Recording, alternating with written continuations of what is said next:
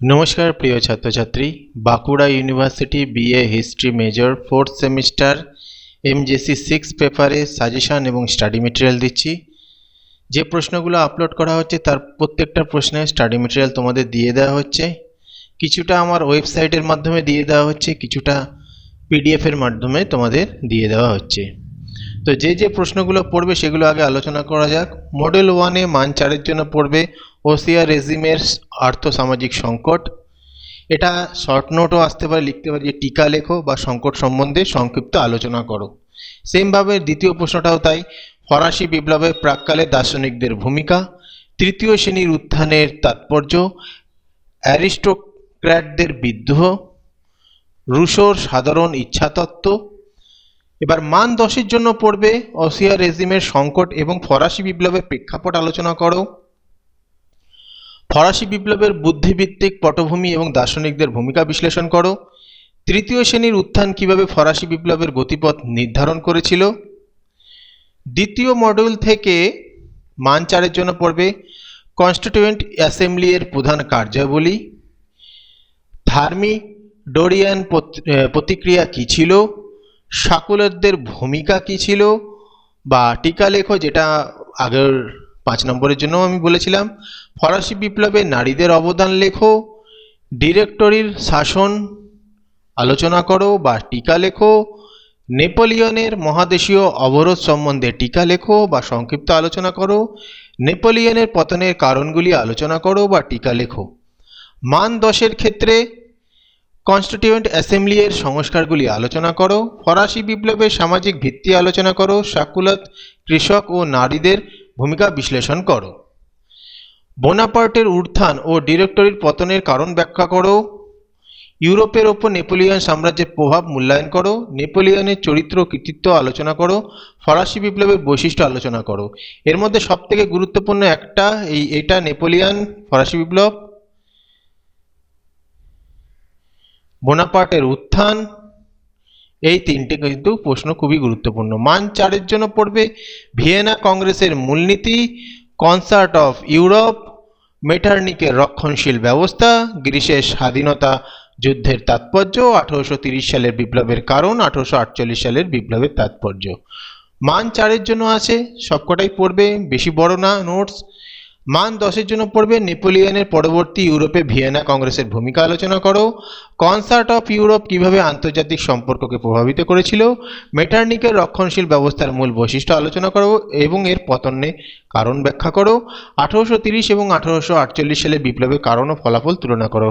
অবশ্যই এই প্রশ্নটা গুরুত্বপূর্ণ, মেটার্নিকের রক্ষণশীল এই কোশ্চেনটা এবং এটা তিনটে কোশ্চেন খুবই গুরুত্বপূর্ণ। পরের মডিউল অর্থাৎ মডিউল 4 থেকে মান 4 এর জন্য পড়বে লুই নেপোলিয়নের দ্বিতীয়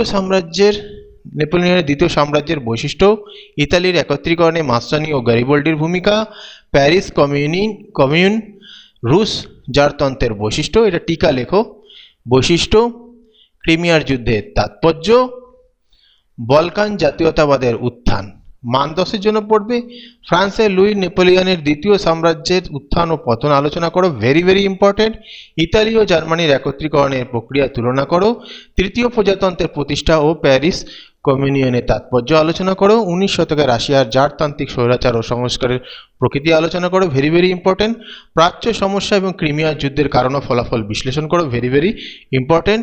বলকান জাতীয়তাবাদের উত্থান ও এর প্রভাব আলোচনা করো।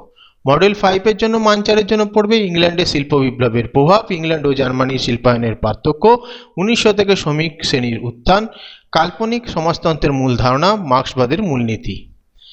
মান 10 এর জন্য পড়বে 19 শতকের ব্রিটেনের শিল্প বিপ্লবের আর্থসামাজিক প্রভাব, very important. England, France, Germany ও রাশিয়ার শিল্পায়নের প্রক্রিয়ার মধ্যে প্রধান পার্থক্যগুলি তুলে ধরো, 19 শতকে ইউরোপের শ্রমিক শ্রেণীর উত্থান এবং তাদের বিভিন্ন আন্দোলন সম্পর্কে আলোচনা করো, কাল্পনিক সমাজতন্ত্রবাদ এবং মার্ক্সবাদের মধ্যেকার মধ্যে পার্থক্য বিশ্লেষণ করো। এর মধ্যে এটা খুবই গুরুত্বপূর্ণ এবং একটা গুরুত্বপূর্ণ বেশি। মডিউল 6 থেকে পড়বে বিসমার্কের কূটনীতির মূল দিক, কাইজার দ্বিতীয় উইলিয়ামের ওয়েল্ট পলিটিক, জার্মানির নতুন বৈদেশিক নীতি, 19 শতকের শেষ ভাগের প্রাচ্য সংস্থা, বলকান যুদ্ধের তাৎপর্য, প্রথম বিশ্বযুদ্ধের পূর্বে উপনিবেশিক প্রতিদ্বন্দ্বিতা, বিসমার্কের কূটনীতি কিভাবে ইউরোপের ক্ষমতার ভারসাম্য পরিবর্তন করেছিল 10-এর জন্য পড়বে। কাইজার দ্বিতীয় উইলিয়ামের ওয়েল্ট পলিটিক জার্মানির বৈদেশিক নীতিকে কিভাবে প্রভাবিত করেছিল। 19 শতকের শেষ ভাগে প্রাচ্য সমস্যা এবং বলকান যুদ্ধের কারণ ও ফলাফল আলোচনা করো। প্রথম বিশ্বযুদ্ধের প্রাদুর্ভাবের ক্ষেত্রে ঔপনিবেশিক প্রতিদ্বন্দ্বিতার ভূমিকা বিশ্লেষণ করো। অবশ্যই লাস্টের কোশ্চেনটা এবং 19 শতকের এই প্রশ্নটা গুরুত্বপূর্ণ বেশি। মডেল 6 থেকে পড়বে মান 4-এর জন্য রাশিয়ার ভূমিদাস প্রথার বিলোপ। আরেকটা জিনিস বলে রাখছি, মান 4 সবচেয়ে গুরুত্বপূর্ণ যে প্রশ্নগুলো সেগুলো আমি লাস্টে বলে দিচ্ছি। 1904 সালে রুশ বিপ্লবের কারণ, বলশেভিক বিপ্লবের নেতৃত্ব, ফেব্রুয়ারি বিপ্লবের তাৎপর্য, লেনিনের এপ্রিল থিসিস। মান 10-এর জন্য পড়বে রাশিয়ার সামন্তবাদের সংকট ও ভূমিদাসের প্রথার বিপ্লবের তাৎপর্য আলোচনা করো। 1904 সালে রুশ বিপ্লবের কারণ ও ফলাফল আলোচনা করো। 1917 সালে বলশেভিক বিপ্লবের কারণ ও তাৎপর্য আলোচনা করো। রাশিয়ার সমাজতন্ত্রের পরীক্ষামূলক প্রয়োগগুলি আলোচনা করো। এবার মান 10-এর মান 4-এর গুলো সবচেয়ে গুরুত্বপূর্ণ, সেগুলো বলে দিই। ফরাসি বিপ্লবের প্রাক্কালে দার্শনিকের ভূমিকা, অ্যারিস্টোক্র্যাটদের বিদ্রোহ, রুশোর সাধারণ ইচ্ছা তত্ত্ব। পরের ইউনিট থেকে মান 10-এর জন্য গুরুত্বপূর্ণ থার্মোডোরিয়ান প্রতিক্রিয়া, শাকুলেত, ফরাসি বিপ্লবের নারীদের অবদান, নেপোলিয়নের পতনের কারণ। ভিয়েনা কংগ্রেসের মূলনীতি পরের ইউনিট থেকে, মেটার্নিকের রক্ষণশীল ব্যবস্থা, 1830 সালের বিপ্লবের কারণ, 1848 সালের বিপ্লবের তাৎপর্য। পরের ইউনিট থেকে মান 4-এর গুরুত্বপূর্ণ লুই নেপোলিয়নের দ্বিতীয় সাম্রাজ্যের বৈশিষ্ট্য, ইতালির একত্রীকরণে মাসসানি ও গ্যারিবল্ডির ভূমিকা। এক্ষেত্রে মনে রাখবে শুধু মাসসানি এবং শুধু গ্যারিবল্ডিও আসতে পারে। ক্রিমিয়ার যুদ্ধের তাৎপর্য, বলকান জাতীয়তাবাদের উত্থান।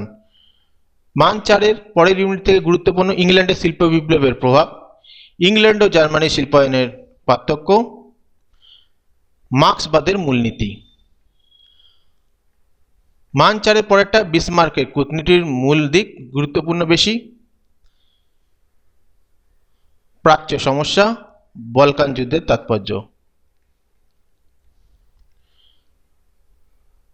পরের ইউনিট থেকে 1904 সালে রুশ বিপ্লবের কারণ, যেগুলো ভেরি ইম্পর্টেন্ট সেগুলো এখন বলছি। ফেব্রুয়ারি বিপ্লব, লেনিনের এপ্রিল থিসিস।